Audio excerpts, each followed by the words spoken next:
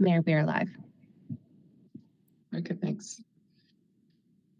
Good morning, everyone. My name is Esther Manheimer. I'm Mayor of the City of Asheville and Chair of the Policy, Finance, and HR Committee, and I'd like to welcome you to our February 13th, 2024 remote meeting. All council committee members and staff are participating virtually. To help our audience follow along, I'll state each section of the agenda aloud. We are streaming live on our virtual engagement hub, which is accessible through the virtual engagement hub link on the front page of the city's website. We also have an option for the public to listen live by phone at 855-925-2801, meeting code 5257. For those of you out there today with us, welcome.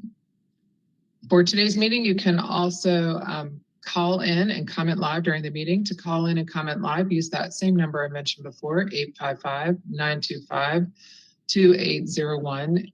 Meeting code 5257. Your phone will be muted and you'll hear the meeting live. At this point, speakers will need to push *3 to enter the speaker queue. I'll now go through and introduce the committee members and staff who are participating virtually.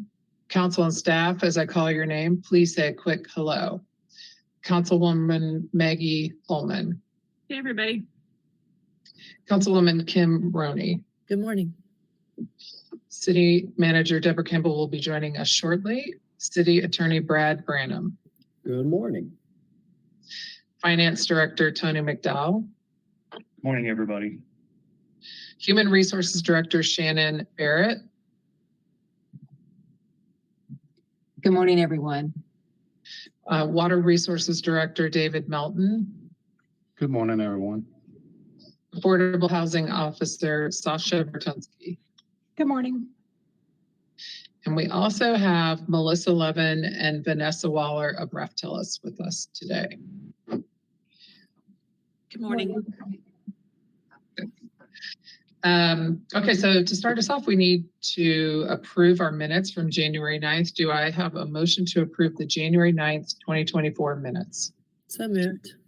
Second. Okay, and I'll do a roll call vote. Councilwoman Kim Roney. Aye. Councilwoman Maggie Ullman. Aye. And myself, aye. Okay, thank you.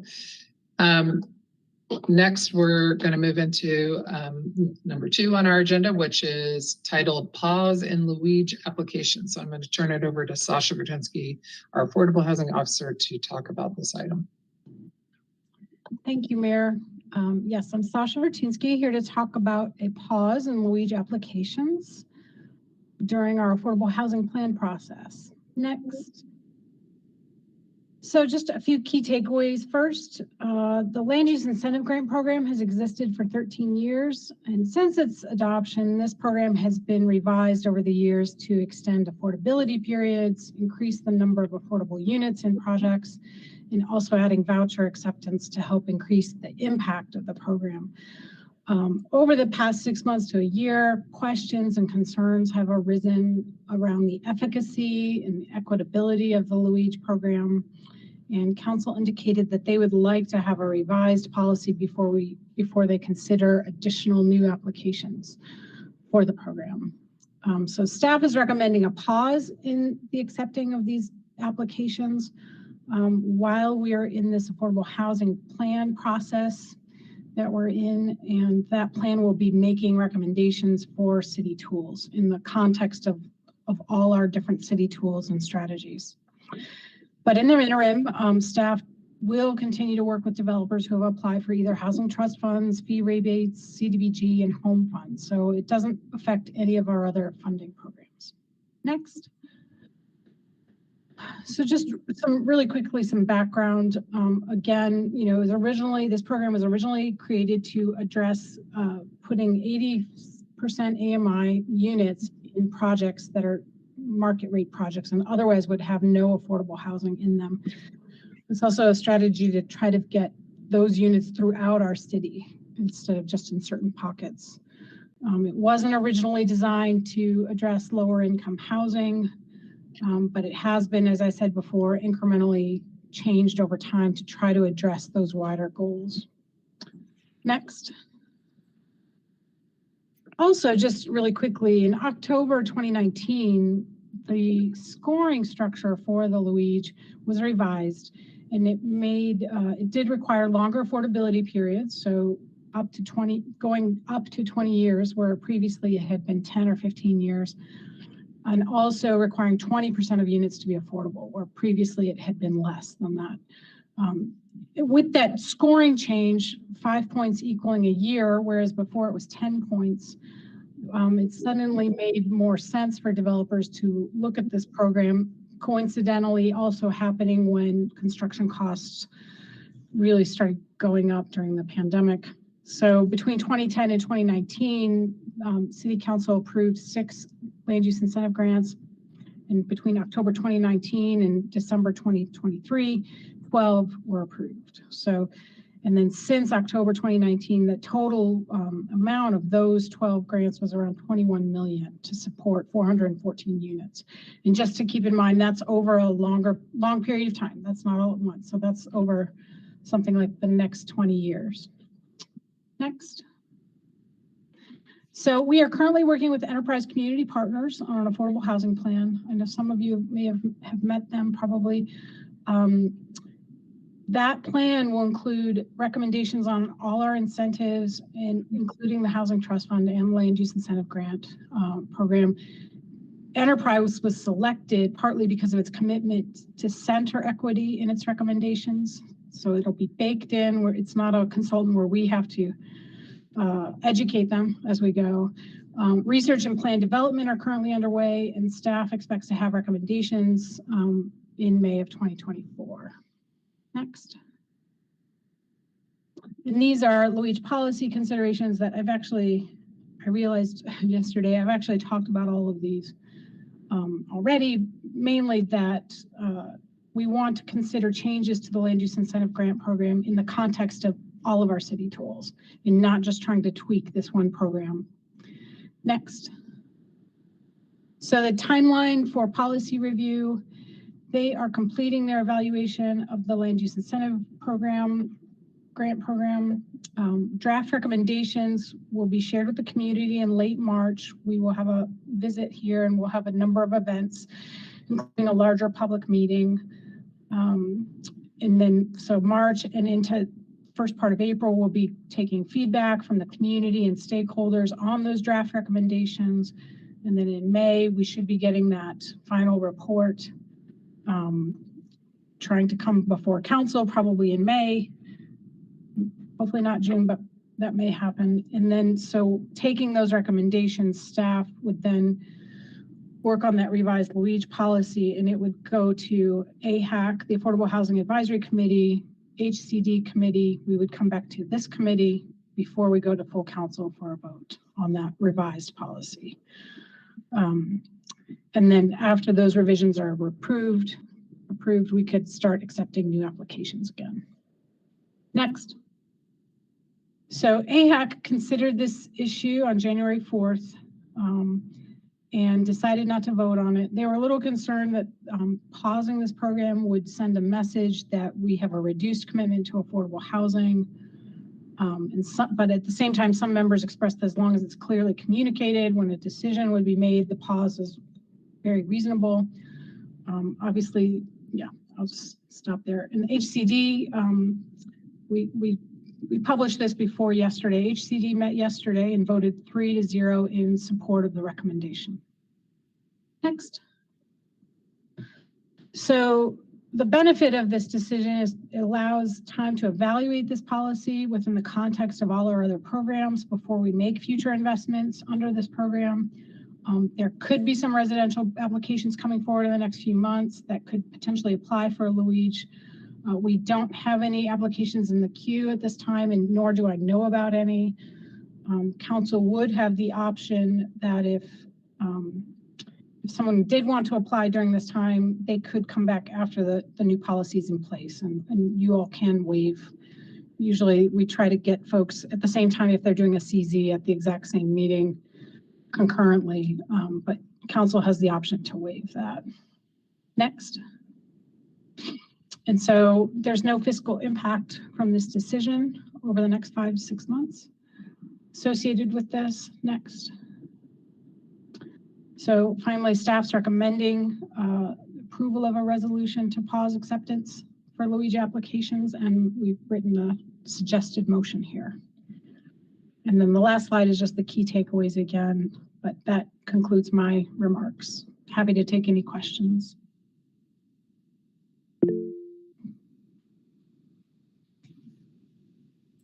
Go ahead. Thank you, Sasha. What's on my mind is just, I think that there's a lot of strong rationale that while we're digging into this policy to give a pause, because it's a lot of work for staff and any applicants to pursue this. And if we're in the middle and our policy thinking is evolving as we go, it just kind of feels like a more fair state of play for everybody if we do that. My only concern is I think sometimes we pause stuff with good intention and we never have like an end date in mind. And so things can just stay off the table and languish. And I think that the intent of this tool with hopefully good revisions or evolution so that we can get back to our purpose. I don't want this to language if it turns out as we go through the affordable housing plan that this is a tool we want. So I guess my request would be that there's an actual end date on our pause. I know that can be risky too, because if the affordable housing plan gets a little delayed, then things move forward. But a pause with no end date gives me pause. So maybe that's a question to my councilwomen. I'd be interested in this motion, but if we could set some type of end date that is in our recommendation, so it's not just an indefinite pause. Sasha, this is Kim. Can we go back to the timeline that you outlined? Sure. And thank you for that. That really helped me. This is a tool that I do want to use. It works as voluntary rent control. It brings partners to the table to help us meet our goals for equitable, affordable housing. And my analysis is not working the way that we intend for it to work. So I went back and looked at my notes going back to 2015, attending Affordable Housing Advisory Committee meeting, Housing Community Development, and the Regional Housing Consortium. And there were comments and concerns from the public around the outcomes of who has access to housing, outcomes in disparity around race and gender. So what I'm seeing here is we have outlined a timeline to bring this back by the summer. Is that how you're seeing it as? Yeah, yes, and I do understand Councilwoman Ullman's point is that there's not a written date in the, so it can feel like a slide, amorphous slide. Yeah, I mean, we were in a committee meeting yesterday and it was like, here's the resolution and that's what we mile mark. We don't mile mark the whole thing. So I just would love a little bit more definition in what gets officially on the books in order for me to support. Well, the motion could include commitment to adhering to this timeline on this slide.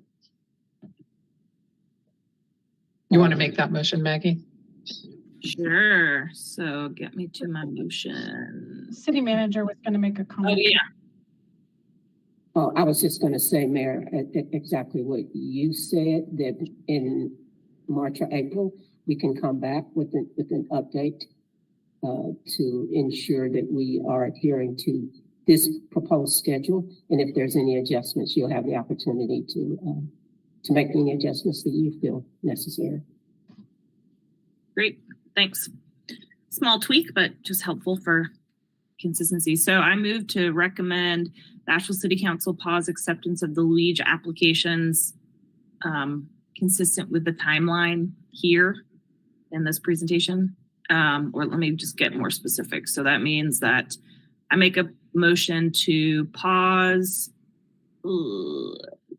I make a motion that Asheville City Council pause acceptance of the Luigi applications through the end of June 2024 until the Affordable Housing Plan recommends a course of action for the Luigi program. Second. All right, we have a motion and a second. I'll do a roll call vote. Councilwoman Maggie. Oh, you know what? Let me make sure we don't have anyone waiting to make public comment. Do we have anyone waiting to make public comment? Oh, we do public comment at the end. Okay, I'm never going to get this subcommittee format straight. Never mind. Okay, Councilwoman Maggie Ullman. Aye. And Councilwoman Kim Roney. Aye. And myself, aye. All right. Thank you. Thank you, Sasha. Okay, we're moving on to the Water Department cost of service rate design follow-up. And I'm not sure who I should kick it off to, so you guys tell me what order you're going in here. You can turn it over to me, Mayor. All right, turning it over to you. Okay. Good morning, everyone, and I'm going to talk slowly here as slides are brought up. I'm Tony McDowell, and I am the Finance Director for the City of Asheville. We also have with us today a number of folks on the call, including Melissa Levin from Raftalis, who's going to do most of the presentation today, but I'm going to kick things off, and I think we can go to the next slide.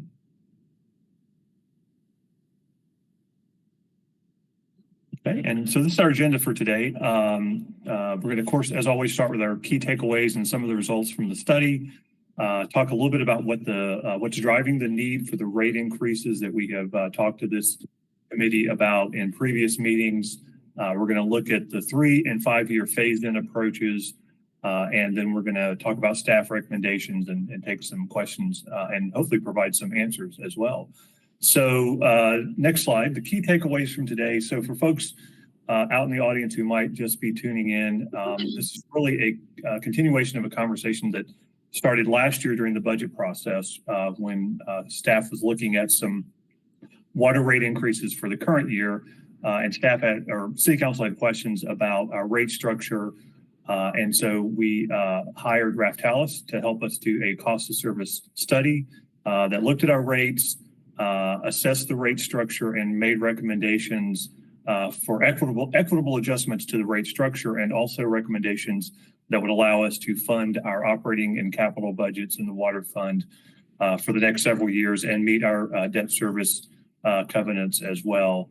The results of that study were discussed with this committee at 2 prior meetings in September and December. And at the December meeting, staff recommended a 3-year phased-in approach to the proposed rate adjustments that we brought before y'all. And at that meeting, the committee requested that we also go back and analyze the impacts of phasing in those adjustments over 5 years. And we've worked with Raftalis to do that, and Melissa's going to kind of walk through that with you all. And then we're going to talk about our recommendation, which, after looking at both the 5 and 3 year phase-in approach, staff is recommending the 3-year phase-in approach. We believe that's the most efficient, effective, and equitable approach for our customers. It's going to eliminate the inequity that currently exists amongst customer classes quicker.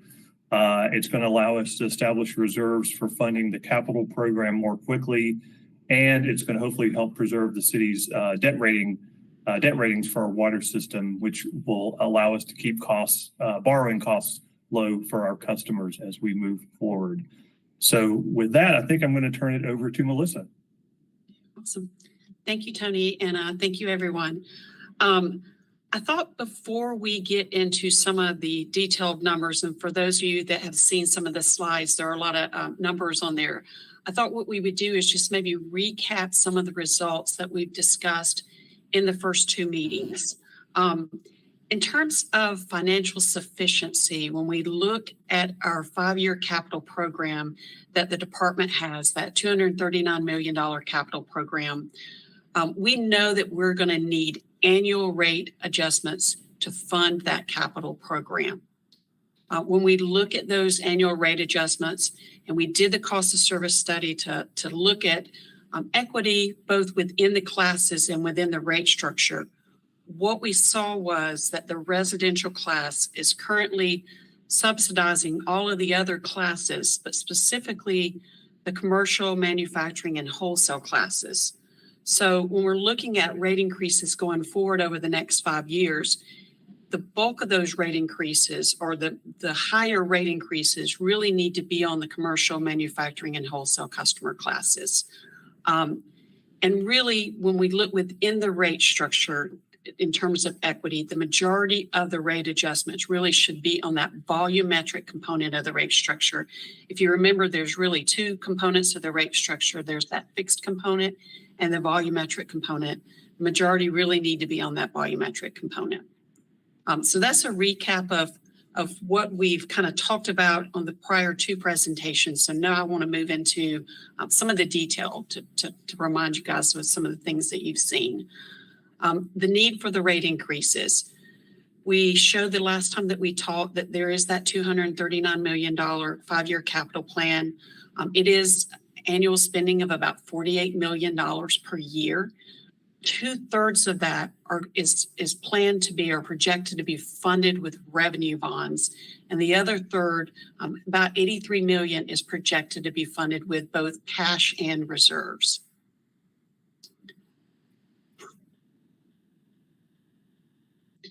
When we look at the projects that are being bond funded, these are your bigger projects. These are the $29 million meter replacement project that's anticipated to kind of start this year, later in the fall this year. It is the $12.5 million water treatment plant rehab project that is also projected to start this year.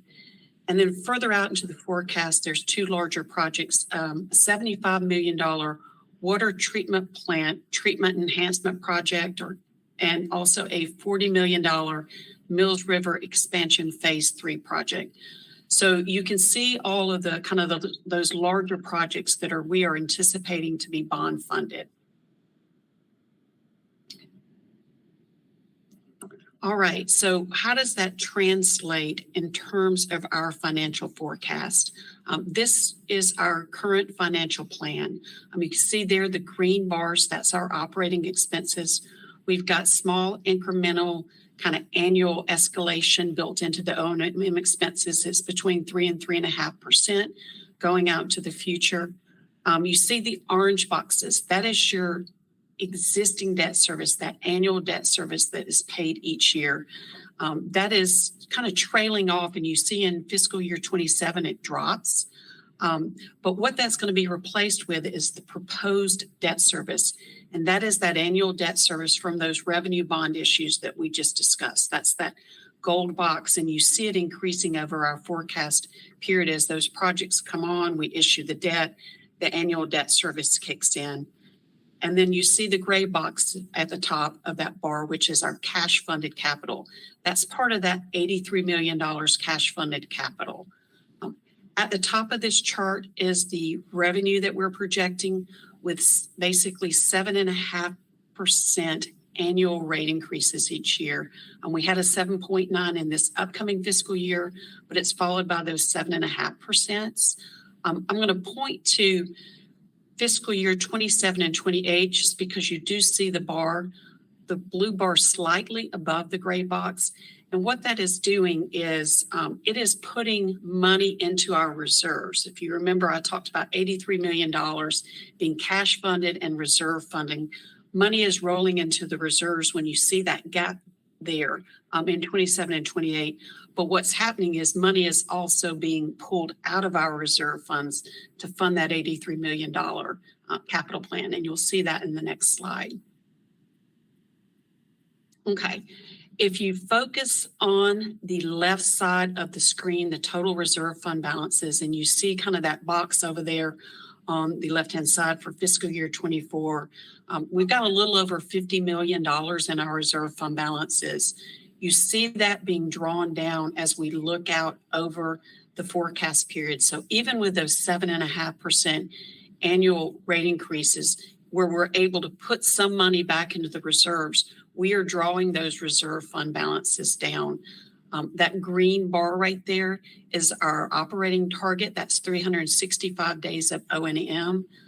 That is our financial policy target that we target. And you can see there that we've really just kind of got minimal amounts of reserves as we look out over the forecast period. And that is with the 7.5% annual rate increase. On the right-hand side, the debt service coverage, that orange bar that you see going across there, that is your legal requirement. You are legally responsible for meeting a debt service coverage of 1.2 when you are issuing your revenue bonds. The city's financial policy is about 1.5, and that's the targets that we've worked with the city's financial advisors to establish to get your favorable bond ratings with S&P, Fitch, and Moody's. So next slide. So one of the things that I want to stress just on that last slide is debt service coverage and reserves. These are important metrics, and the rating agencies are going to be looking at these metrics as you guys move forward and try to fund the capital program that we've got in front of you all. Higher ratings from these guys, from S&P, from Fitch, from Moody's, means a lower cost of debt for the city. And I know, and I don't know if Tony wants to hop in here. I know recently S&P has been kind of looking at the city's financial or the water department's capital program and looking at the outlook and, or have made kind of recent changes to the city's rating.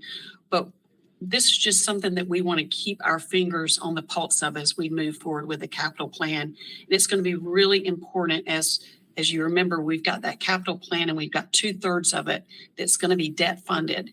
So we need to make sure we've got enough in our reserves and that we're meeting debt service coverage.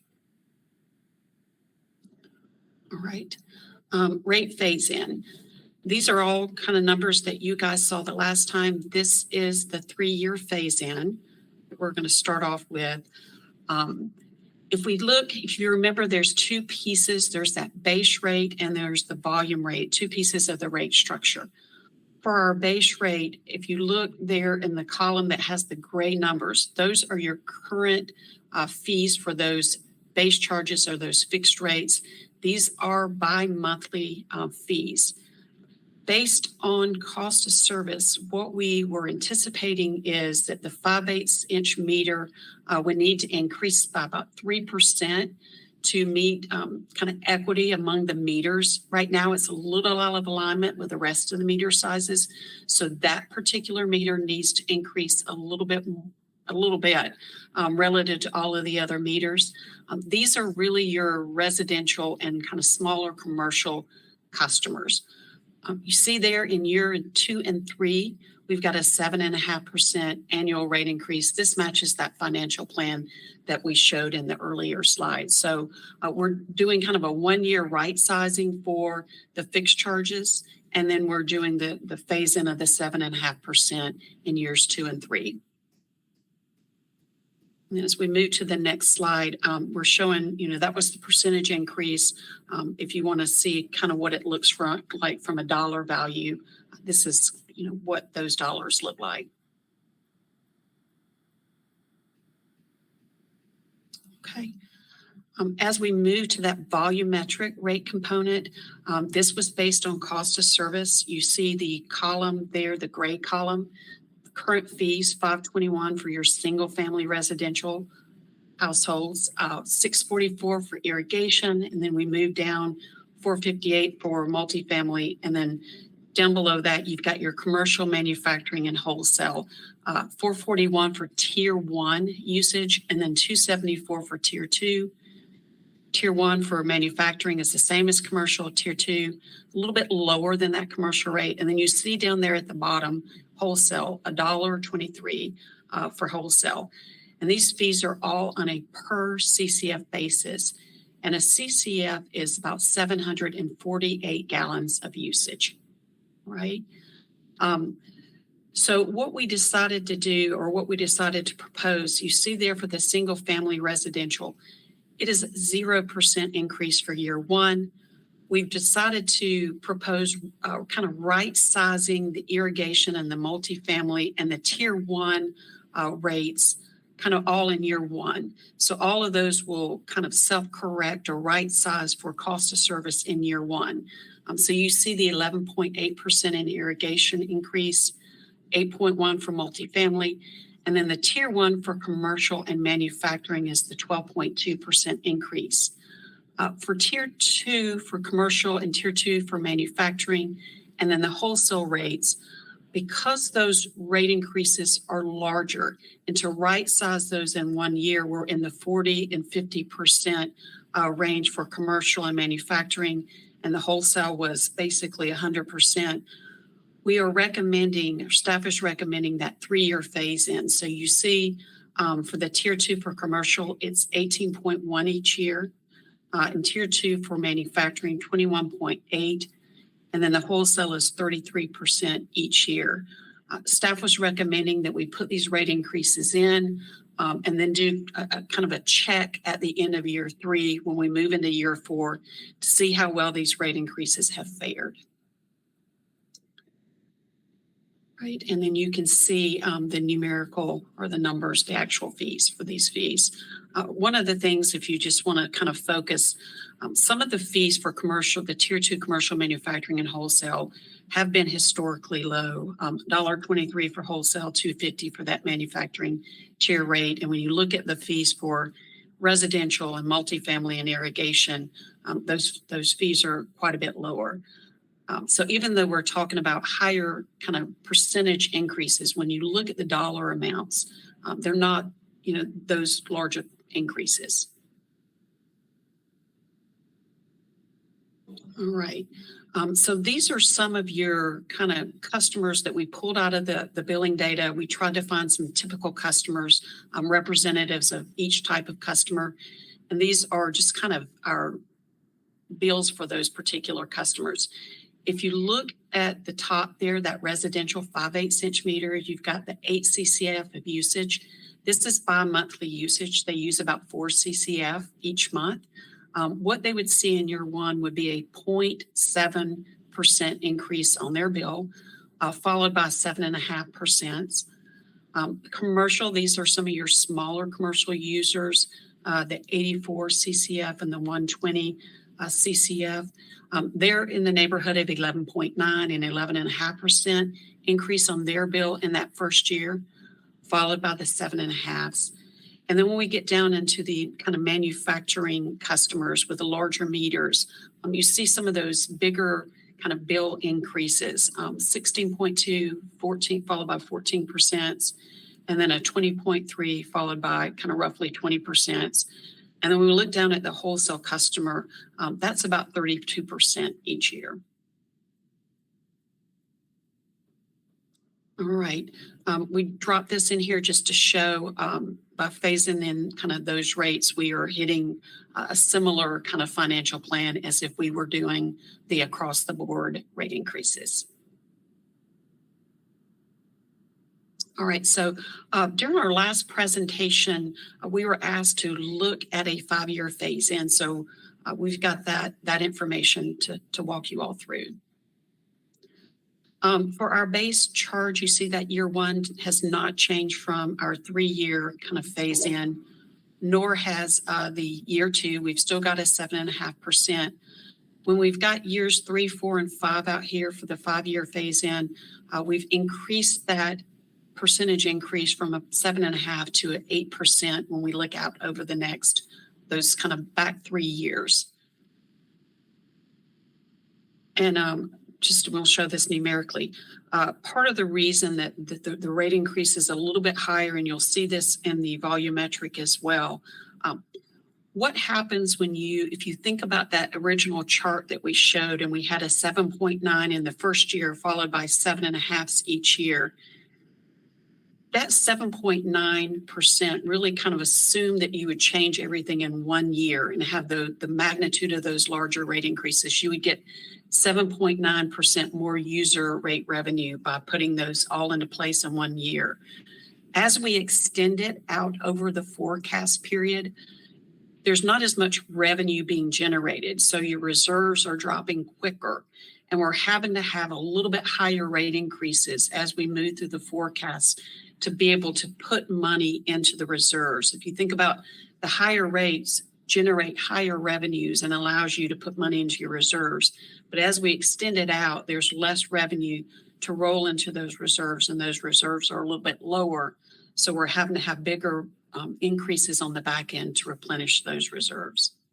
And you'll see that on the volumetric as well. Yes, Kim. Will we have a conversation about the potential impact on our rating if we do the 5-year? We do. We were going to kind of allude to that. Yes. Okay, thank you. Okay, so for the volumetric piece of the rate structure, what you see for all of kind of the single family, irrigation, multifamily, and then the tier 1 commercial and manufacturing, we do not have that changing in year 1 and 2. You'll see year 3, 4, and 5, we've got those 8% again to make up that reserve fund balance that's not being kind of put in.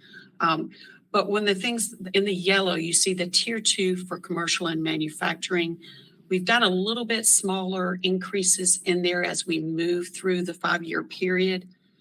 If you think about the 3 years phase in, that tier 2 commercial was about 18.1%. We've got the 14 here over 5 years. Tier 2, we had the 21.8. Now we've got 16.2 as we look out over the 5 years for tier 2 manufacturing.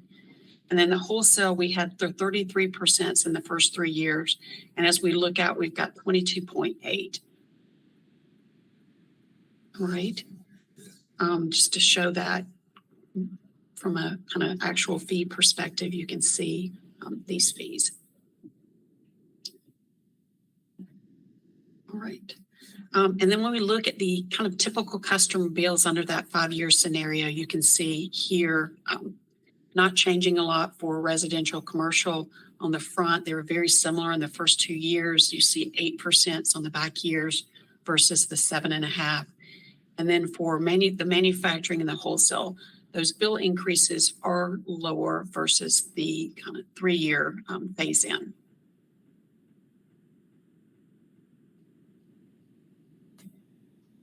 So this next slide, just to kind of be able to compare and contrast the 3-year versus the 5-year. We've got the rates here under a 3-year and a 5-year scenario.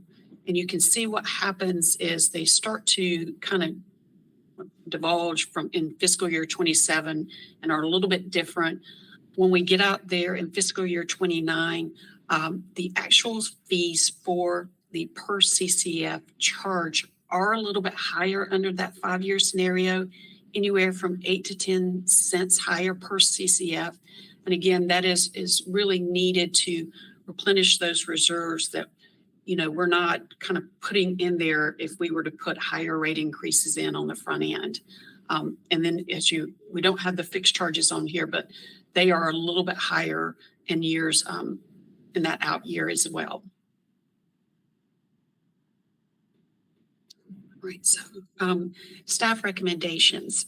If kind of move to the next slide, just to kind of recap where we started off, we know to fund that $239 million capital program, we are going to need to have annual rate increases. 2/3 of that program is going to be bond funded. You're going to be interacting with rating agencies. They're going to be looking at the financial model as part of their evaluation of the system. So, that's going to be important as we move forward. In terms of equity and cost of service, currently the residential class is subsidizing all the other classes. That's happening now. To correct that, we're going to need to put increases on all the other customer classes, but really the commercial, manufacturing, and wholesale will see those higher increases. And the majority of the rate adjustments really need to be on that volumetric component. So that's just that recap again. When we look at the staff recommendations and why, when we look at a 3-year versus a 5-year, there's already an inequity right now going on between the different customer classes. We could put those large rate increases in year 1, and that's really what would be needed to right size that inequity that's going on right now. The residential class is subsidizing those other classes. We can put it in 3 years, but the longer that we continue to drag it out, it just continues that subsidy that's going on. So by putting in a 3-year phase in, it eliminates that inequity a little bit faster than a 5-year phase in. Also, it allows us to establish our reserve fund balances more expeditiously. We get the money in there quicker. That is just a better look for you all as we kind of work with the rating agencies and issuing the debt that's going to be issued for the capital improvement program. It shows that proven commitment to fund the capital program, to the rating agencies. Again, we're talking about, at least 2 big debt issues and most likely 3 as we're looking out. So we're going to be interacting with them. And then lastly, that 5-year plan, really, when you kind of think about it, it ends up in higher rates. It ends up in higher rates for everyone, and even that residential class that's kind of currently, subsidizing all of the other classes. So I think that was the kind of the reason that we all landed on that 3-year implementation as the better plan. And I'm going to stop there. I know, Kim, you had questions about, oh, sorry, Tony, I'll let you take over from here. Yeah, thanks, Melissa. And I'll finish up with the key takeaway slides, and I'll also try to answer Councilmember Roney's question about the potential impact on debt ratings. So again, wrapping up the presentation, the key takeaways, and I won't go through all of these again because I really think the final one there is really the key, is that we've looked at, with Raptalis' help, both the 3-year and 5-year phase-in plan, and staff is recommending the 3-year phase-in plan for all the reasons that Melissa kind of went through on the previous slide. So again, I won't go through those again. I will just quickly, before we accept other questions, kind of go back to Councilmember Roney's question about the potential impact on our debt rating for a 3-year plan versus 5-year. And Melissa kind of mentioned this. We did have what's called a ratings call with Standard & Poor's back in December. They periodically check in on all of their clients to see kind of what their financial plans are. And we shared with them at that time the presentation that we had given you all back in December, which showed the 3-year phase-in approach. And they did adjust our rating slightly. So the rating didn't go down. We're still at a AA+, but they did change our outlook from positive to stable.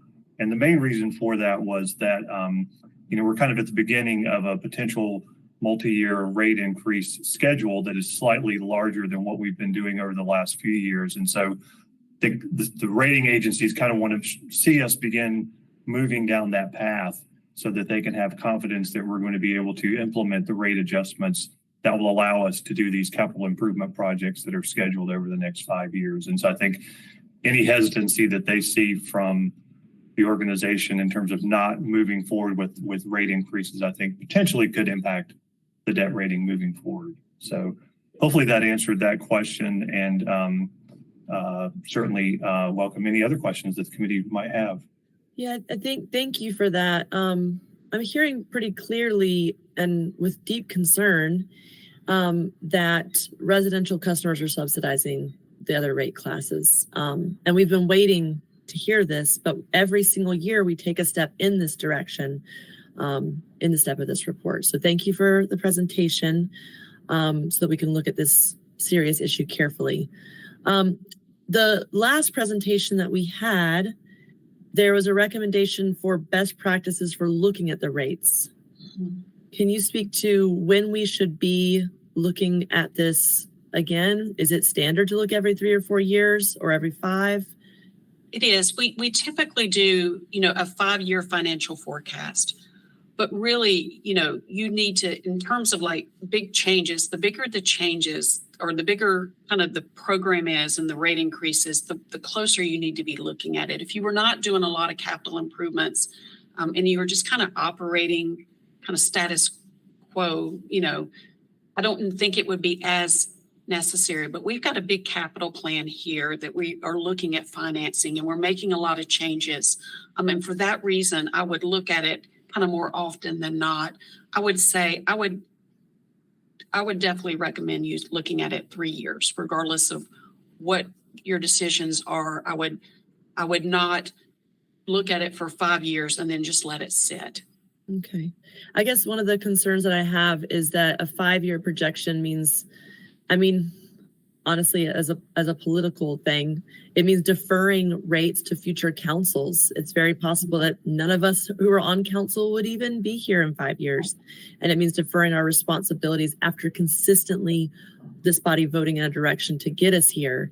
I'm also, it's come to my attention that the new meters, which are really important and a good investment in making sure that we ensure fair water bills, because they're more accurate, even if a rate class like the residential doesn't go up in rate, folks may still see a higher bill because we're more accurately recording the use.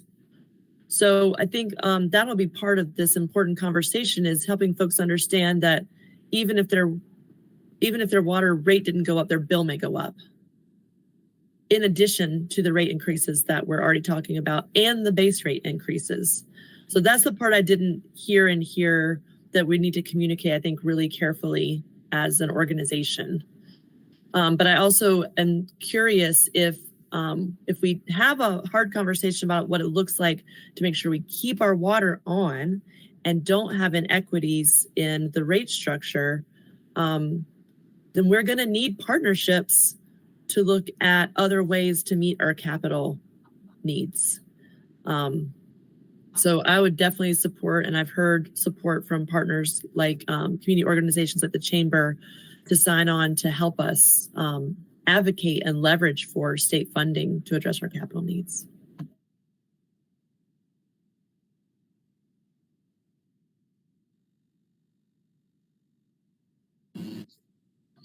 So I had some questions about the distinction between the 3 and 5 year plans. I think some of the intent of our request, or my request for the 5 year, was to slow down the impact on the most businesses that we could. And when I put them side by side, which we don't need to do now because it's probably complicated on a screen share, but when you put them side by side, by year 3 in either plan, the commercial classes are still paying the same. And so what we do see is that the manufacturing and wholesale classes, they have a 5 year incremental increase towards the same amount, but the commercial in either of the proposals you gave us kind of gets to the same dollar amount by year 3. And as I look at the plan, I guess my question is my hunch correct that the reason that you weren't able to achieve a slowdown for the commercial group, as I was hoping we'd see today, is because we're just going to need cash in those first 3 years, and we won't be able to do the capital investments that we need if we slow down for that class? I think when you're thinking about, my guess is when we're looking, I'm thinking you're thinking about the typical bill comparison. Yes. That is because a lot of those commercial customers, it's a 2-tiered structure. So tier 1 usage, that phase in of the rate increase does not change between the 3 year and the 5 year. It's just the kind of rolling in that tier 2 usage. So it's only going to be the large commercial customers that operate similar to manufacturing type customers that are going to see those bigger increases, because we haven't changed that tier 1 kind of phase in. It's just really the tier 2 phase in that gets a little bit of a price break. Walk me through that, because when I'm looking at the typical customer bill, there's the commercial 5/8 and then there's the commercial 1 inch, and there's no break on the commercial 1 inch. It's like a $3 break. Yeah, let's see.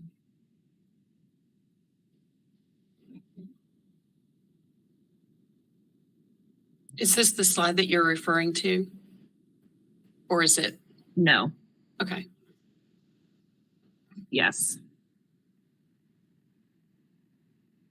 And sorry, can you repeat your question? So what we're seeing here is, let's take commercial 5/8. Mhm. By year 3, if we did a 5 year plan, they're at $4.98. So I'm also looking on my other screen at what it would get us to, slide 17.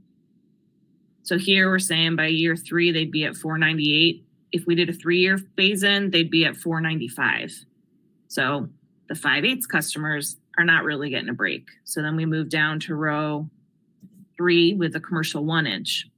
If we do a 5-year plan, by year 3, they're at $7.24. Now toggle over on my screen to the 3-year plan, they're at $7.21. So neither of those commercial tiers are really getting any break. Yeah. $3 is not substantial at all. So what I'm asking is, when we had asked for a slowdown so that they could catch up and take their time, what's the why? My guess is, since that tier is 30% of our water production, there's no way for you to recover the capital you need up front in order to make the investments. But I need to understand what's going on with that. Yeah. So first, kind of several different things are going on. For those commercial classes, they are not getting into that second tier. So they're not, they're just hanging out in the first tier. And so they're not, when we looked at that slide that had so this table doesn't have this. If you look at, there's their usage over there, the 84 CCF and the 120 CCF. So they're not getting into tier 2. So they're not getting those, they never get into that tier that has the largest increases. They're hanging out in tier 1 that has that smaller increases. And they may be a little bit different. And I would have to look kind of into the detail, because you do have some base charge differences kind of happening.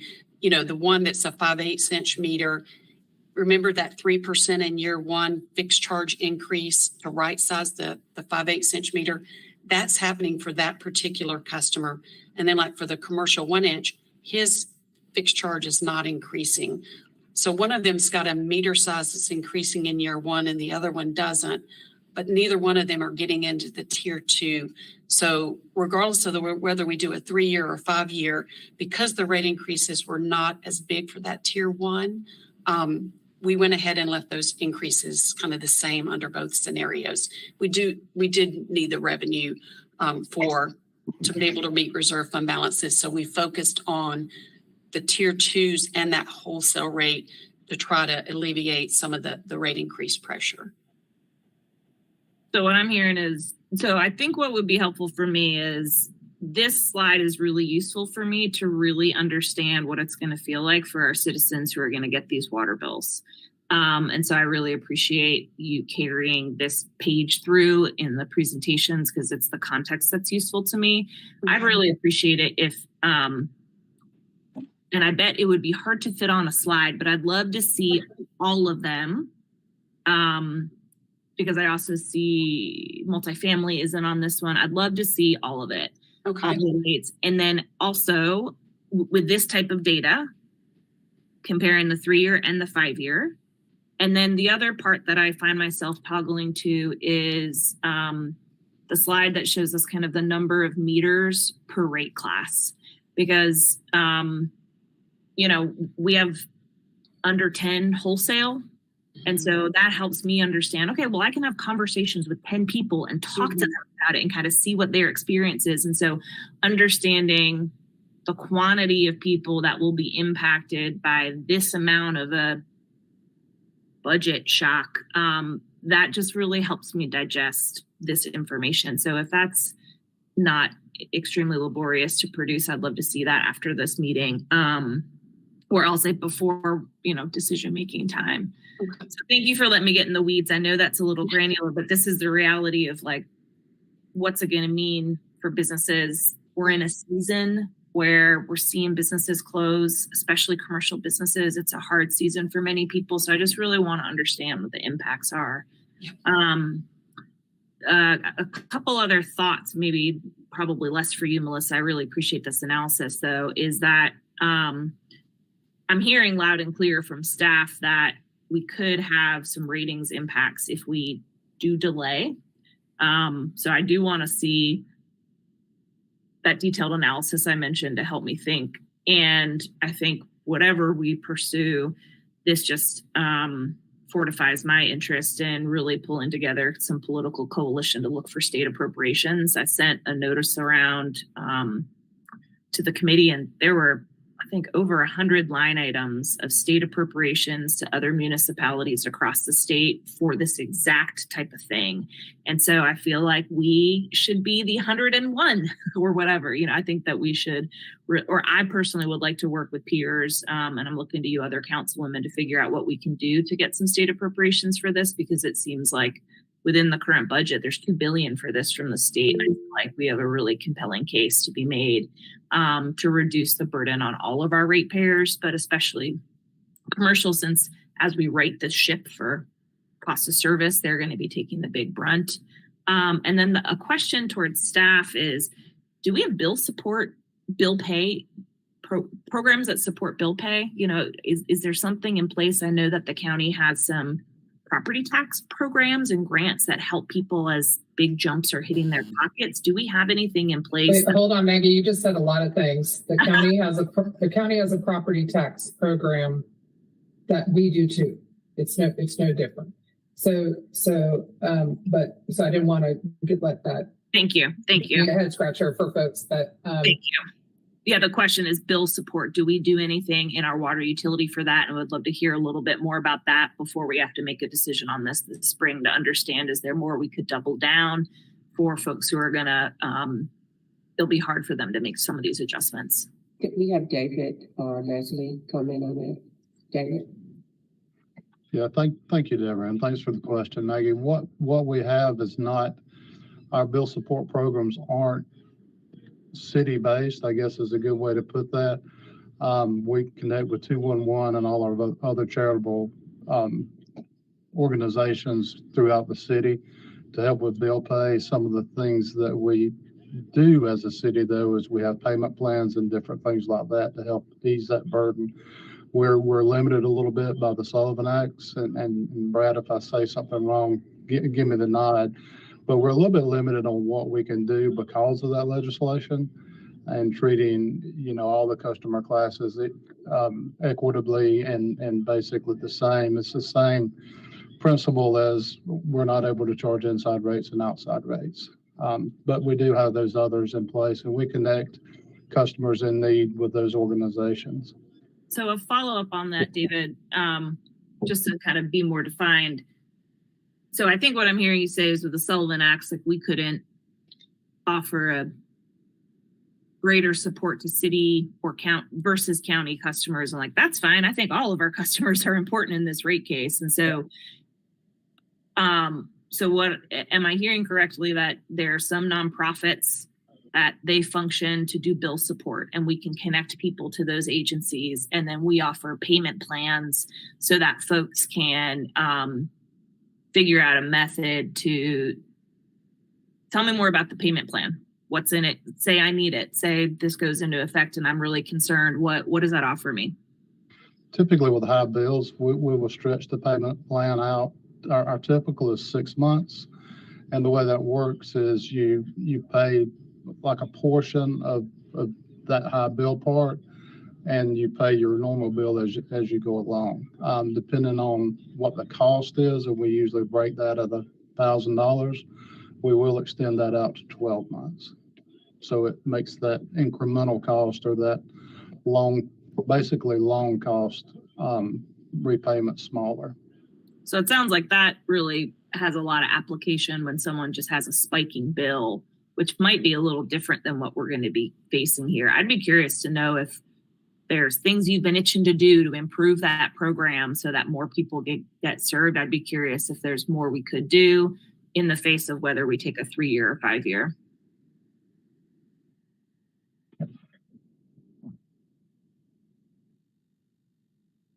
Thanks, y'all. Those are my questions.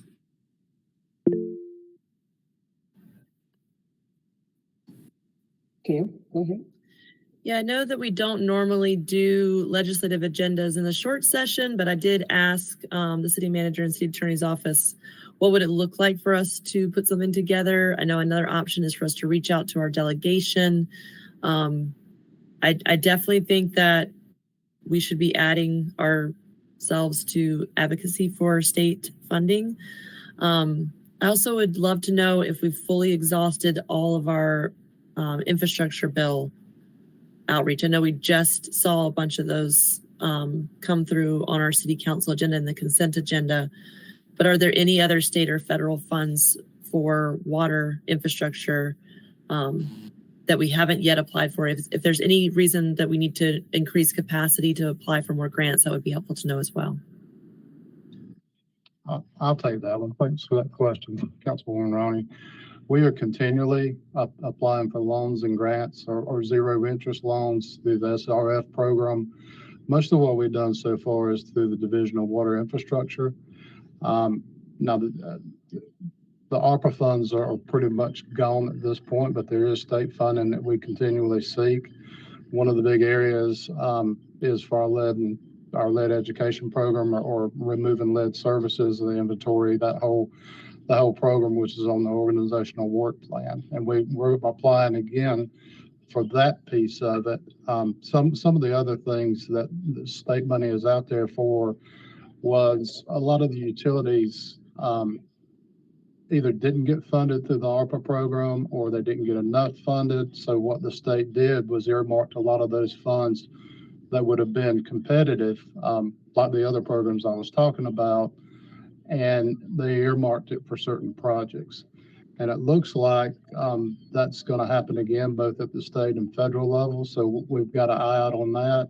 Typically, the time frame from that's from March to April, but we will need help because we have to get through the legislative delegation to be able to access those funds. So that's kind of a dual role, I guess. But I see no reason for us to at least go after any funds that are out there, which will help these rates, like Melissa was talking about.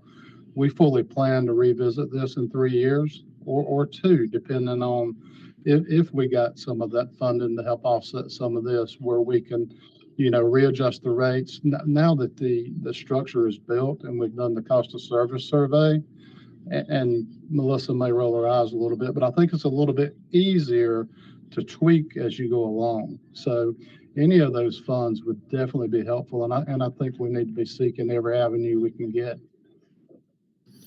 Thank you for that. So I know some of the IRA funds that were passing through the state. In North Carolina, we're seeing the biggest amounts in our broadband infrastructure and water.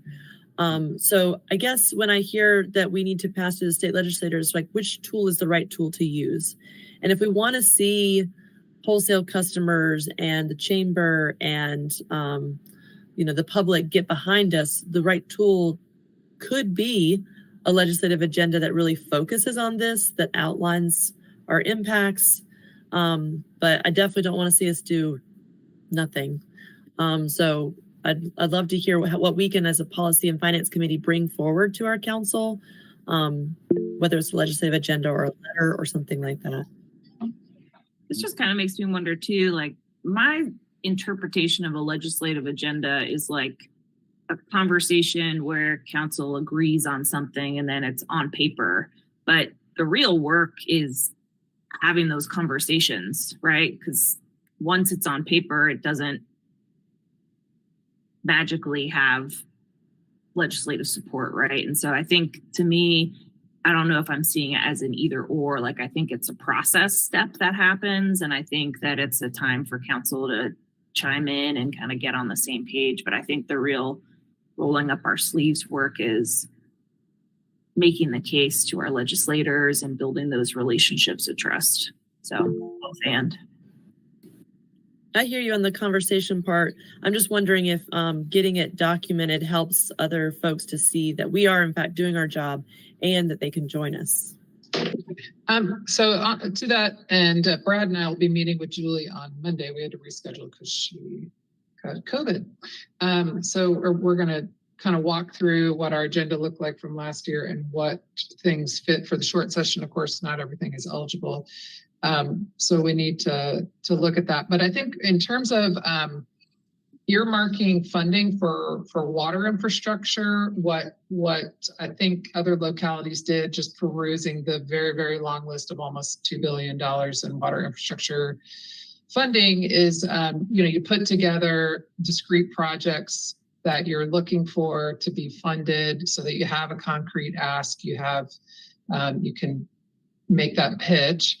And then you need to, you can add it to an agenda, and I think that's absolutely appropriate. Make sure everyone understands what you're asking for, and then have that relationship building in those meetings with your delegation to see if you can get those items put in the budget. I mean, that's essentially what happened is all of I will say, I'm looking at the funding. It's very clear that the legislature is focusing a lot on small government entities that do not have the ability to raise rates and make the fixes they need to their systems. They just simply cannot finance the needs of these aging infrastructures throughout North Carolina. And that's been a growing crisis for many, many years. And they know it especially acute in the East, where you have so many factories that were supporting entire infrastructure systems closed down.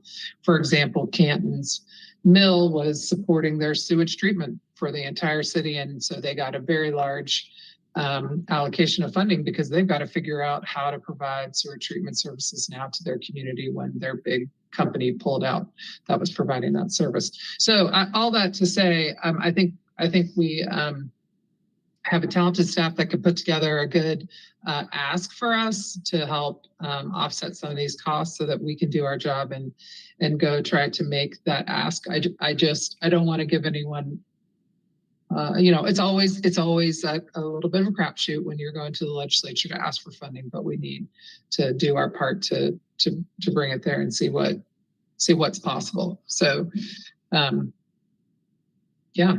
do it.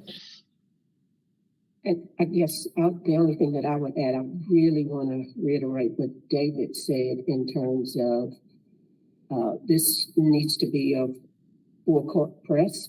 It's not one or the other. We strongly feel like we need to have both and, that we want to do as much as we can with federal, state, whatever area of local government that could assist us. So it's not like we are saying, let's just raise rates. But when our rates are not keeping pace with the tremendous need that we have, we're not generating enough revenue. Certainly, that's where we have to go first, because that's the only thing that we truly and you all have control over. Those other opportunities are just that, they are opportunities, and we just think we need to pursue both. We appreciate the desire and the passion to go for, again, other types of sources of revenue to fund this, but we definitely need to make sure that we have a plan. And we think what we have proposed for you all is a fair and equitable plan. And it certainly isn't the only thing that we need to pursue in order to mitigate financial impact. So we'll be looking at all kinds of other opportunities. Thanks, Deborah. So in the staff report today, staff is recommending the 3-year plan. And then my understanding is the next stop for this conversation is full council. It doesn't come back here. Or is that right? Yeah. No, it will. Okay. Yeah, sorry, Jan. I realized we didn't have a next step slide in here. We probably should have. No action is requested from you all today, but we'll be back to this committee in March with the full packet of fees that we're proposing for changes for next fiscal year, which will include water. And that way y'all can get an impact or an idea of the total impact to customers. And we will be asking at that March meeting for you all to make a motion to forward to the full council. Great. Okay. So yeah, I definitely would love to see that more detailed 3-5 year with all the line items and kind of quantity of rate customers. That'll help me work this through between now and then. Thanks. Absolutely. Thank you. Deborah, to your point, I think you can't bank on the legislative funding, and we've got to move forward with this proposed rate structure. And I certainly don't want to jeopardize our bond rating or anything like that. So, and I know that those agencies are watching us. I know they know that it's difficult for local governments to have to raise rates and adopt rate structure increases. So they're you know, making sure that we're able to raise the funding needed to address the capital needs of our system. So I get that. And I know staff has been reaching out to some of these wholesale customers and other large customers that are going to see these changes. These are other municipalities in some cases in our county that we sell water to. So I appreciate that, because I think, everyone having a heads up about what to expect and being able to make adjustments so that they can manage that impact is important. So do we have anything else or any other questions? Anything else with this item? I don't think so. Okay, so when the rate adoption will come forward to us in the budget process next?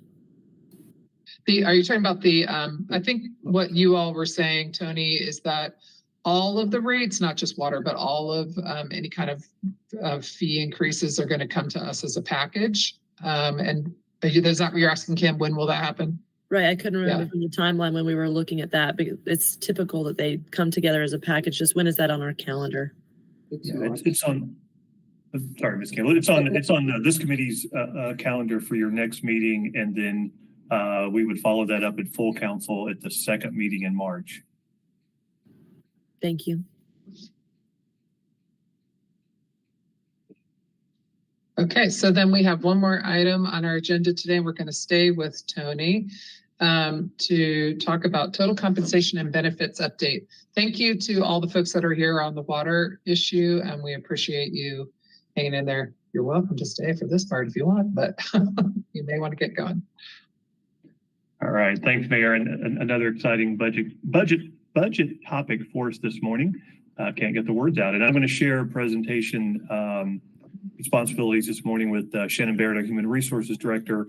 I know we're getting a little tight on time, so I'll move through my part pretty quickly. I'll kick things off. We can go to the next slide. So as always, our key takeaways, and I think we mentioned this to you all whenever we talk about budget or compensation, is that it's just a reminder that compensation and benefits, or what we refer to as personnel costs, are by far and away the largest component of the city's budget. Makes up a little over 60% of the general fund budget each year. So it's a significant budget item that we have to consider as we go through the budget process. Over the last several budget years, the last 3 to be specific, the city's invested some significant resources in compensation and benefits, and I'll show you all some of the slides on that in a few moments. Moving forward, we are working toward, and this is something Shannon and her staff are working on, is working toward implementing a total compensation philosophy that will include a merit-based or merit-based / pay for performance component. And then finally, really we're kind of kicking things off today with y'all. We'll be back at the retreat in a week or so, and as we go through the budget process and go through the work sessions with some real detailed recommendations around compensation and benefits for next fiscal year. Next slide, please. So just a quick outline of what we're going to talk about today. I'm going to cover the compensation structure and history, and then I'll turn it over to Shannon, and she's going to talk about what total compensation means and kind of give you an overview of our compensation and benefit structure here at the City of Asheville. And she'll also talk a little bit about what our compensation philosophy is, or what a compensation philosophy is, and then we'll, again, come back to the next steps with you all from here. So next slide. So why are we talking about compensation? So first of all, it's in response to interest from council. As you all know, like I said on the first slide, it is the largest piece of our budget every year, and we've heard from council and heard from members of this committee about providing more detailed information about compensation and benefits and providing it earlier on in the budget process. So we wanted to make sure that we came to this committee, discussed it with you all, and then provided additional information at your council retreat next week as well. And as you all know, it's the reason the compensation is the largest piece of our budget is because we are a service-driven organization, and staff is the most critical resource involved in that service delivery. The other thing we want to do today is kind of talk to you all about what is our existing approach to compensation, and again, kind of touch on what some of those future plans are, and what best practices are around compensation and compensation philosophy.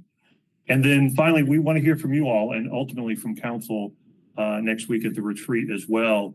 What additional information you all might need from us as we go through the budget process that will allow you all to make informed decisions about our compensation proposals for next year. Next slide. So just a quick overview of our compensation structure and history. We can go to the next slide. So we have pay plans here. So we have a very organized compensation structure here at the city of Asheville, as most organizations, especially local governments of our size do. And we do that for a number of reasons. It establishes a fair and equitable pay structure for all employees in the organization. It provides guidelines so that we can assign pay rates and manage pay increases as well. And it assists our employees in understanding how much they can expect to earn at certain levels within the organization and what their maximum earning potential is within their particular roles. So we can go to the next slide. And again, we have a very organized, structured pay system here at the city of Asheville, and we have a number of different pay plans. We have an executive pay plan. We have a separate executive pay plan just for our public safety employees. We have exempt and non-exempt pay plans. And really the difference between those are folks in the non-exempt pay plans are the ones who are eligible to earn overtime. Exempt employees do not. They earn comp time or compensated time instead. We have fire and police pay plans, which are separate from the other pay plans. Those are structured as step plans. So each year as sworn fire and sworn police employees receive pay increases, they move up through those step plans. And then there's also opportunities for them to advance through promotions as well as they continue on in their careers. We also have a separate plan for our employees in our IT department, recognizing that to be competitive in that field, we had to have slightly different pay rates for employees in those areas. And then finally, we have what we call our temp seasonal pay plan, which includes a lot of our folks who work over at the Civic Center on a temporary or seasonal basis. Next slide, please.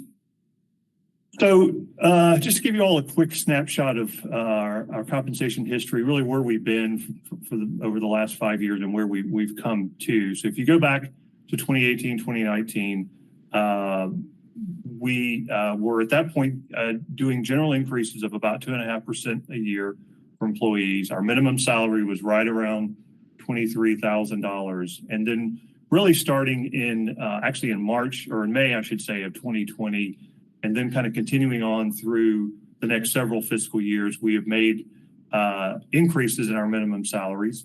We initially went to $31,200 back in May of 2020, and now we are currently at $37,960 as our minimum annual full-time salary for employees.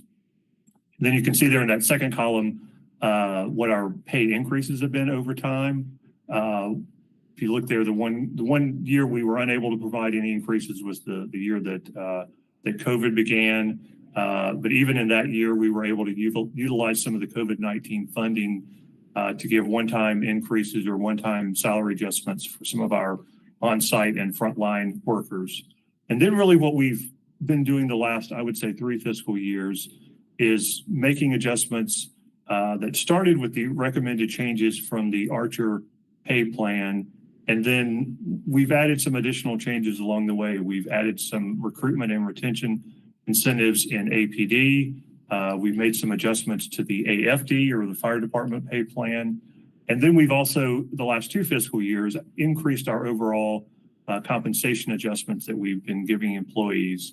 In fiscal year 22-23, there was a 5% adjustment for all employees in addition to moving up that minimum salary.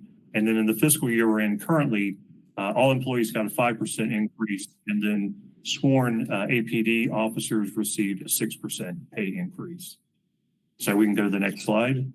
And this slide, I do just want to kind of highlight some of the other things we did in the current budget year, in addition to those, to the 5% and 6% increases. And I won't read through all of these, but we did implement a number of things to help with recruitment and retention, particularly in public safety and in our public works area. We added an additional shift differential for folks who are working kind of the non-traditional hours. We increased our on-call pay. We added certifications in AFD and APD as well.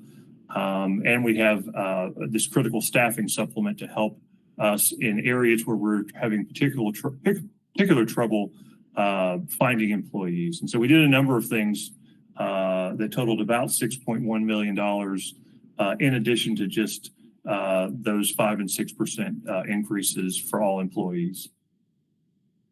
All right, next slide. And this kind of looks at that from another perspective. So again, we go back almost 5 years. I think this slide actually goes back 6 years. And what we really wanted to highlight on this slide is the adjustments that we've made the last 3 fiscal years. And, you know, I mentioned in our first slide about takeaways is that we really have invested significantly in our employees over the last 3 years. You can see those increases have been around 9 to 10, almost 11% over the last 3 years. And that's certainly more or at a higher level of increase than we have seen in a number of years, really since coming out of the Great Recession in 2008, 2009. We can go to the next slide. So I guess I would pause here, see if you all have any questions. Given our time, we might want to roll on unless there's some burning questions and let Shannon kind of continue on with her presentation, and then we can come back and do questions at the end.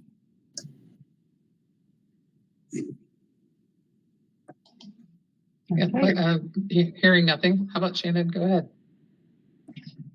Thank you. So good morning. I'm Shannon Barrett, HR Director. And as Tony mentioned, staff is working towards implementing a total compensation philosophy that will include merit-based or pay-for-performance component in the future. And so this morning, we wanted to provide a little bit of context around that. Next slide. So what does total compensation mean?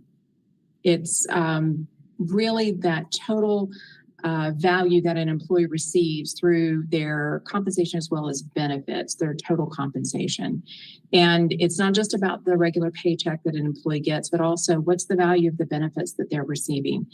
And so when you think about total compensation, it's really wages, benefits, leave benefits, professional development, and a number of other components really go into that total package that employees receive. On the next slide, we have an example of what we mean by total compensation.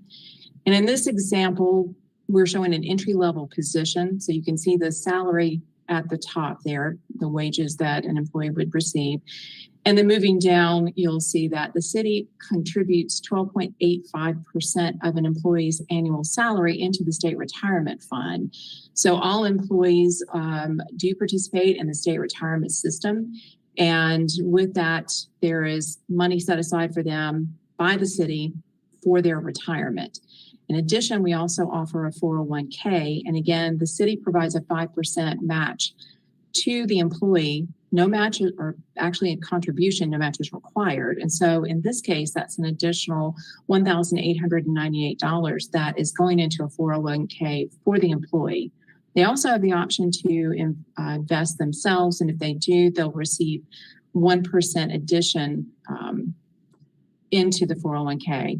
And then, of course, we provide health insurance. On average, that is about $10,000 for an employee, depending on the plan choices. And again, that's the contribution that the city's making on behalf of the employee into the cost of healthcare. So when you add all of this up, this employee is actually receiving $54,736 annually in compensation and benefits. This doesn't include the funds that we are required to pay into the federal payroll tax for Medicare and Social Security, which is an additional contribution made on behalf of the employee. And on the next slide, We have examples from the public safety sector. So you can see a firefighter and police officer, their minimum salaries are slightly higher. And you'll notice there's a slight difference there. This is their base salary. It does not include education supplements or foreign language supplements or other pay incentives. And just like the other employees, they also receive, the city contributes to the state retirement fund. Sworn personnel actually have a slightly higher rate of contribution. And they also contribute or receive 401k contributions. Yes. Yeah, I feel like this slide has me asking a whole bunch of questions about scheduling and hours because of the choosing two different pay grades or scheduling. It looks like they're making the same amount per hour, or we're looking at it the same amount of hours. But my understanding is our firefighters work a different schedule with longer days, and so their salary covers more hours. So I just wanted to name that. Obviously, that was an imperfect way of naming it, but when we put people side by side that work different schedules and make different overtime, it makes it hard to look at it as a side by side without that information. I appreciate you saying that. And yes, our firefighters do work a different schedule. They're scheduled for 24-hour shifts. And you'll notice down at the bottom that we've just included some averages or estimations for overtime. So you'll notice firefighters do earn slightly higher amount of overtime than police officers do on an annual basis.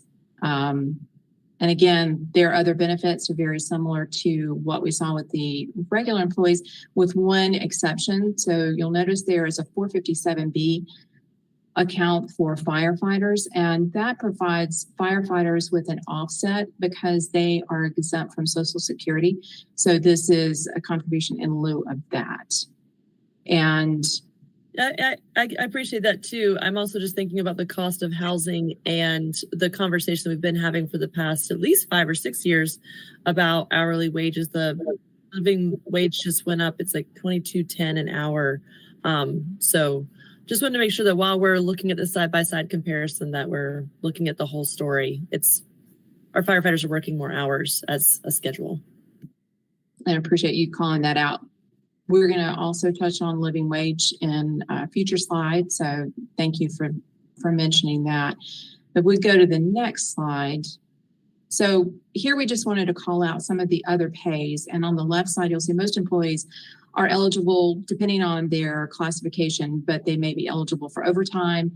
As Tony mentioned before, the shift differential, which we're able to increase last year, also the on-call pay, and then our callback pay, as well as holiday pay. And then within public safety, those employees are eligible for an education supplement or incentive. So if they receive a bachelor's degree, associate's, bachelor's, or master's, they're going to receive that related additional compensation, as well as the opportunity to add a language incentive. And then there's some special certifications and other teams that staff and police and fire participate in. And so that's recognized as well.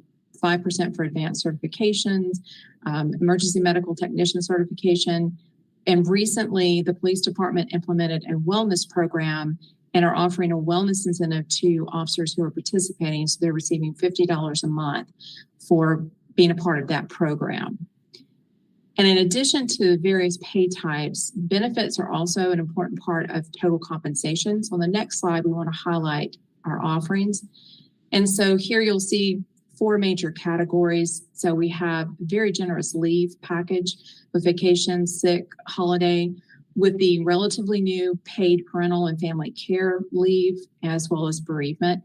And then I've already mentioned a little bit about our retirement offerings with 401k, the state retirement system, the firefighter pension, as well as the police separation allowance. And then our health insurance is a pretty strong program offering 2 levels of health insurance, dental insurance. We have flexible spending accounts and also the option for an HRA if you are on the base plan. We also offer access to an employee assistance program, and our employees have access to an employee health center at no cost. And then, of course, we have some life insurance, workers' comp, unemployment. Some positions are eligible for vehicle allowance. And then we also offer tuition reimbursement and an MPA fellowship at Western Carolina. So employees also have access to voluntary benefits that are at a reduced rate than what they might find in the marketplace. So we have a pretty broad benefits offering. Next slide. But we have heard from employees, particularly in the public sector safety or the public safety sector, that there is interest in looking at retiree health insurance. So we have been exploring what it might look like to offer that benefit again. There's been some initial analysis completed by our financial actuaries, and we're now working with our benefits advisors to explore further what those costs might really look like specific to the city of Asheville, as well as what program options are available. So we'll have more details in the near future. Next slide. Questions? Okay. This might be the best place to bring up this set of questions. I've asked it for the past few years, and sometimes it takes a little bit of time to get this information. But before we really dig into the details of our budget, I'm just going to make sure that we have some side-by-sides compared to previous years. Because our new living wage policy in Asheville based, or not our, but the community's living wage compliance policy is $22.10 an hour based on the cost of housing. It would be helpful to know how far we are off from that for how many staff. And then I know, like with the county in the past, I've looked at it and it was like they were able to make a leap forward because they had fewer staff that were in the lower range. And then the range of who that rate change would impact. We've also, over the past few years, been able to look at a range of options to get us closer to living wage compliance. Last year was the first year that we didn't have some sort of meeting the living wage, at least halfway through the year. For like the past 5 or 6 years. And then another big one that would help is, can we show vacancies by department over the past 4 years? Because if we're looking at trends and seeing, all right, we're offering benefits that help us to recruit and retain the best people so we can provide equitable quality services as public services. But maybe there's a reason why we're not filling vacancies in which departments. And it would help to know, like, are there positions that have been just open for 4 years? Or are we starting to see some of those windows close? Because it might help us understand what parts of our wage and compensation need to change. Absolutely. And we do have, I think you're asking for a certain amount of information. I don't know how labor intensive it is to put together that information, but you could extrapolate that out. You could look at statewide trends. You could look at national trends. I mean, I've been to conferences where they presented what municipalities are dealing with on a statewide basis in terms of vacancies, and it's public safety, number one, it's public works, number two. I mean, it's kind of the same story. So Kim, maybe could you explain more about what you want to drill down on? So, I mean, because we kind of know where vacancies are. I mean, staff could go and do all kinds of granular work around that, but if it's to sort of tee us up around where we need to do pay increases, which is needed, obviously, just help us a little bit more before we set them on an assignment that one council member is giving them that is going to give us information we kind of already know. So help us out there. So at least in the past 2 years, there's been a single document that shows vacancies by department and pay grades.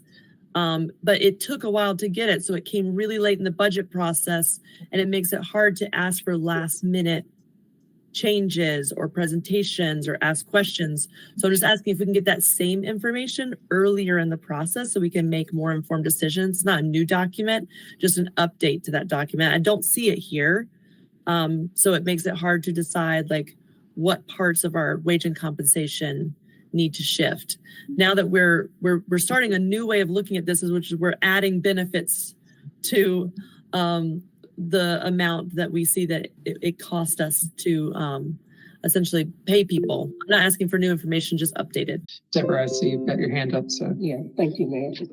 I would also kind of warn us against cause and effect, because Kim, I think you alluded to, well, we're doing all these things in benefits, but is it wage and cost of housing and those linkages? We totally understand that, but a lot of the changes that have been made based on a little bit of data, a little bit of research that we've done that says, particularly the adjustments in public safety, is because we are competing against other municipalities, and we're looking at those municipalities and the benefits and the things that they offer.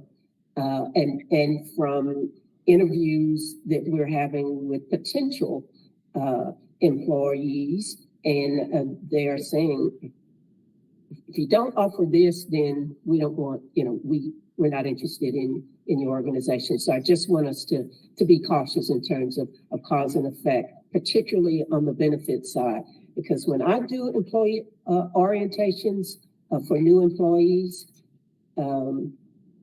they really are attracted to our community because of the benefits.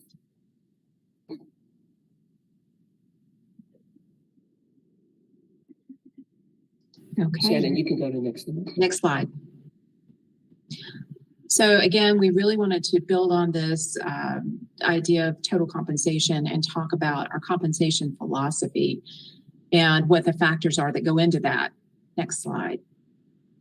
So there's been some conversation already around the balancing, and the trade-offs of investing in wages and benefits, and where do we make those investments so that we're ensuring that our employees are really getting value that they're looking for.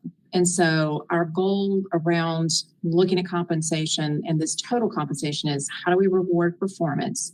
How do we create these pathways forward and establishing or incentivizing retention? So we're encouraging employees to remain with the organization.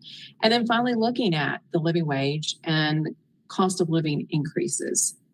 And most communities are calculating a living wage, determining what an employee would need to be able to live in the community. And as Councilman Moretti referenced, Just Economics establishes a living wage for our community in Asheville. So let's take a look at that on the next slide.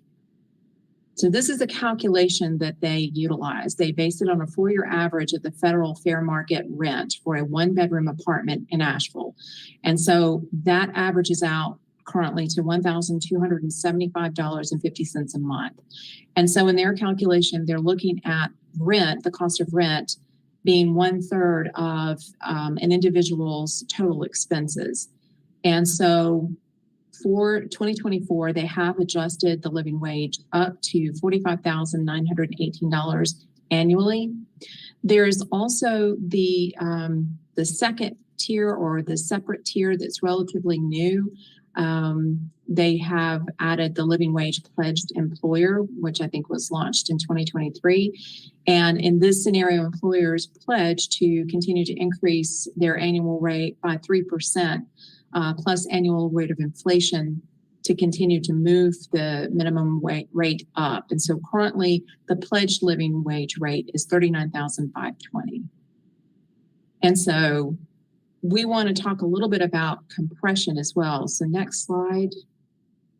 So compression, as we look at it, is really when a new hire comes into the organization, is paid the same as someone who's a current employee with more time, or when 2 or more positions that have different levels of responsibility have the same or similar pay, or when the pay difference between employees really shrinks so that the higher level employee feels that their pay advantage is no longer significant. And that can be a result of the market or other factors.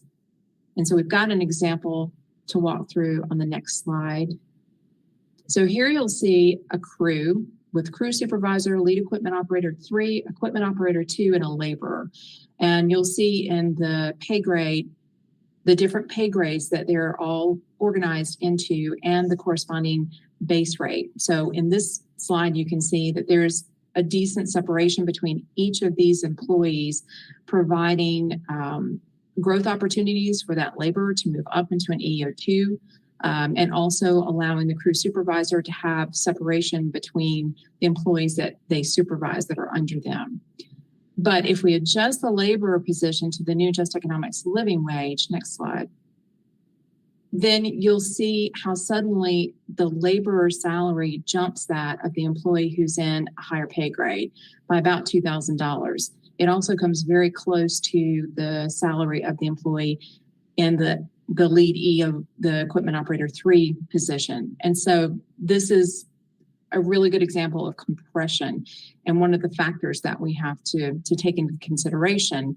Because our pay plan and our organization is relatively large and complex, any movement or any change at that lower level has a ripple effect across the rest of the pay grade.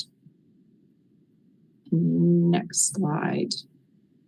And so here I'm going to turn things back over to Tony to talk a little bit about our overall distributed employees.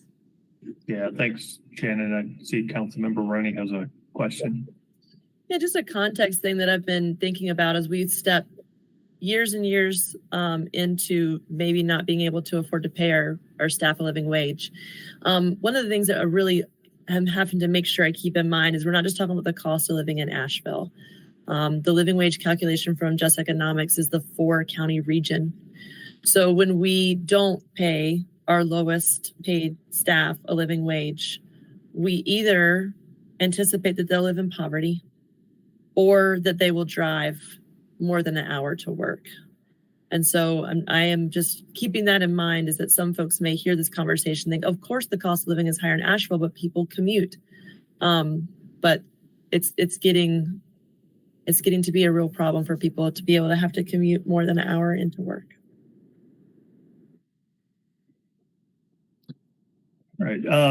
So to jump back in, and I think this is actually some of the data that Councilmember Roney had mentioned earlier. So just kind of a snapshot. And this was pulled last week, and so it's, it was real time data as of then. Probably has changed since then, but just to kind of orient you all to what you're seeing here. So as of last week, we had a total of 1,242 employees at the city across those 4 pay groups, and we split it out here by hourly employees, salary employees, and then folks on the fire and police plans. That first column shows you all what the minimum salary is in each of those different groupings right now. And then the second column, the number of employees that are within each of those groups. And then finally, the last 2 columns, and this is kind of getting at what Councilmember Roney asked about, how many employees do we currently have below those annual living wage numbers that Just Economics has put out. So the pledged rate, which gets you to $39,520 a year, we have 16 employees that are below that. They're all in that non-exempt hourly grouping. And then the same, if you look at the final column, the full living wage of $45,918 annually, we have 181 employees. And again, they're all in that hourly non-exempt group, which includes a lot of our frontline employees and primarily public works and water and those types of departments. And so in the other pay groups, the salary employees, folks on the fire pay plan, and folks on the police pay plan are all above that 45,918. So I think I'm turning it back over to Shannon at this point for next slide. So Tony, just on that last slide,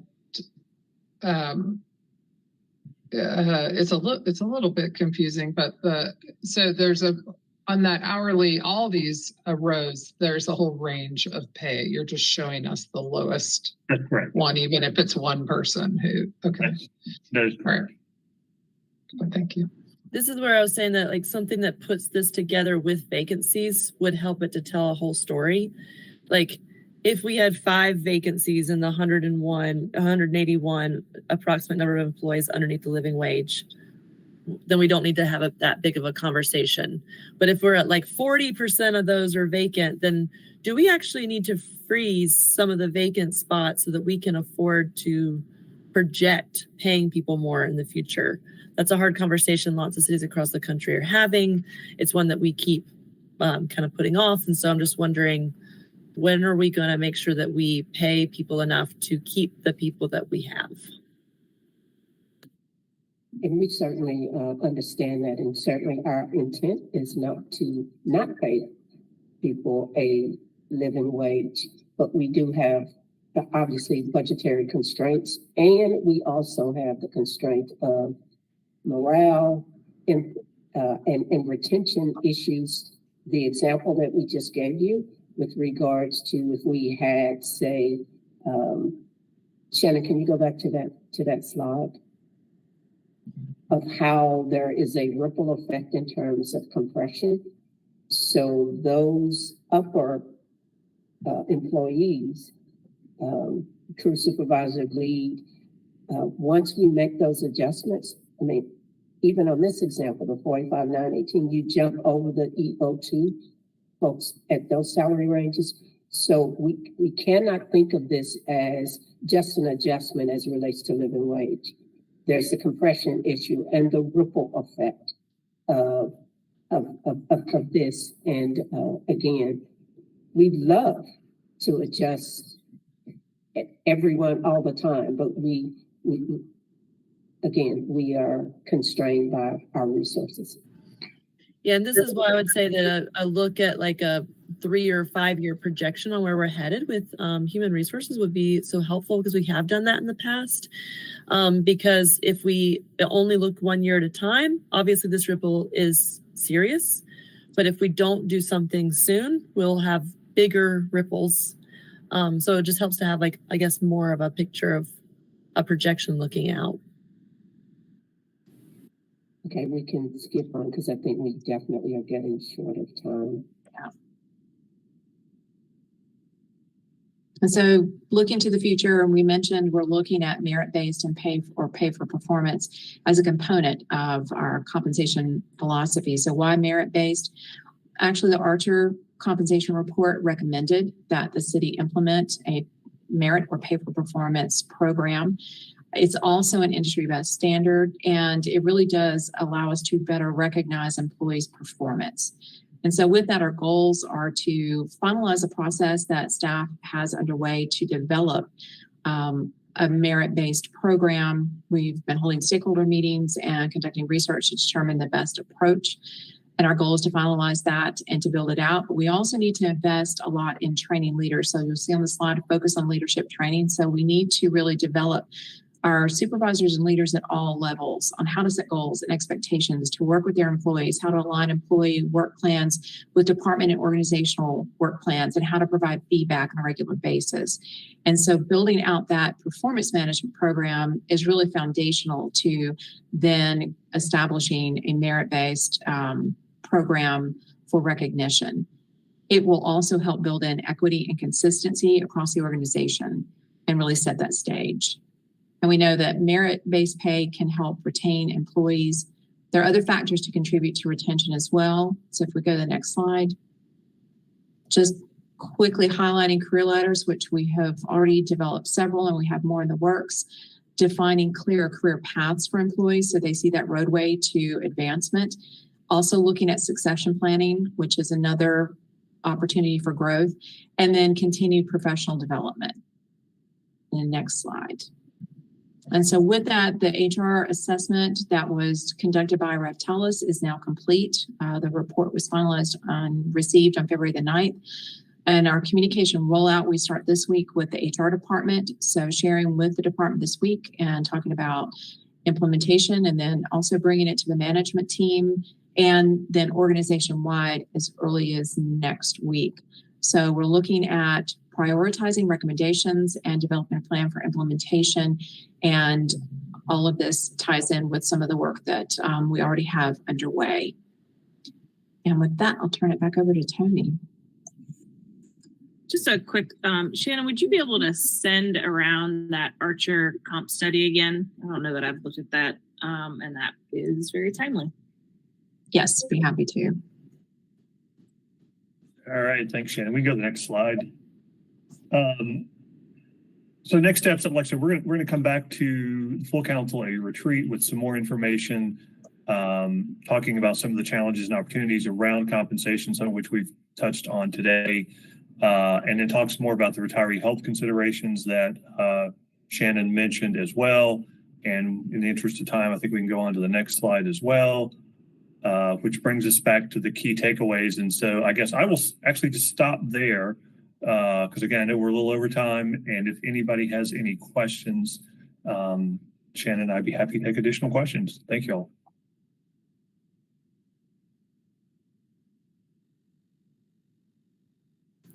If the when will the HR report be available for the full council to review? Like we have a timeline on this, but even like just sending out a document would be helpful for being prepared.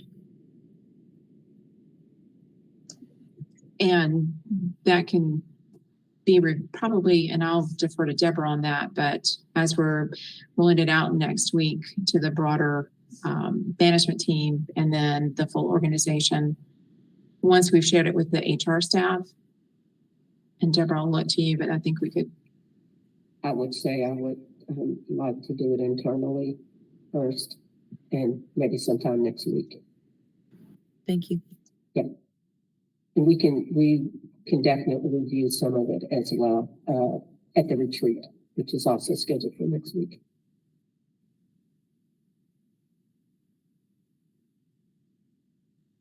I think that's all we have, man. Okay, does that conclude the presentations? Okay, I'm gonna thank you very much. I'm gonna just check and see if we have anyone signed up for public comment.